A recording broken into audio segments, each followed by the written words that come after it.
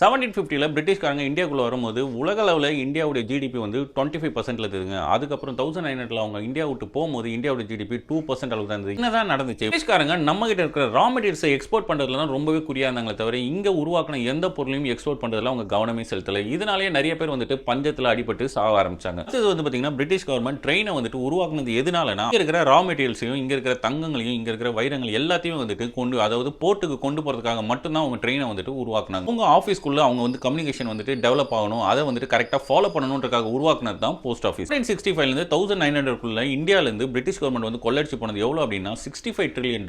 இதை நான் சொல்லங்க, February 20th 2025 வெளியான ஆக்ஸ்ஃபாம் ரிப்போர்ட் வந்து சொல்லுது. இன்னும் என்ன சொல்றாங்க அப்படின்னு பாத்தீங்கன்னா கொள்ளடிச்சு போனதுல $33 trillion இந்தியால இருந்த டாப் 10 பணக்காரர்களுக்கு போயிடுச்சுன்னு சொல்றாங்க. அது மட்டும் இல்லாம $21 trillion அங்க இந்த மிடில் கிளாஸ் பீப்புளுக்கு ஷேர் ஆச்சுன்னு சொல்றாங்க. 2024ல இந்தியாவுடைய மொத்த கடனே வந்து $1 trillion கம்மி தாங்க. பிரிட்டிஷ் பீப்புள் $65 trillion அளவு கொள்ளடிச்சாங்கன்னா எந்த அளவு நம்ம கிட்ட இருந்து கொள்ளடிச்சிருக்காங்கன்றதை நீங்களே புரிஞ்சுக்கோங்க.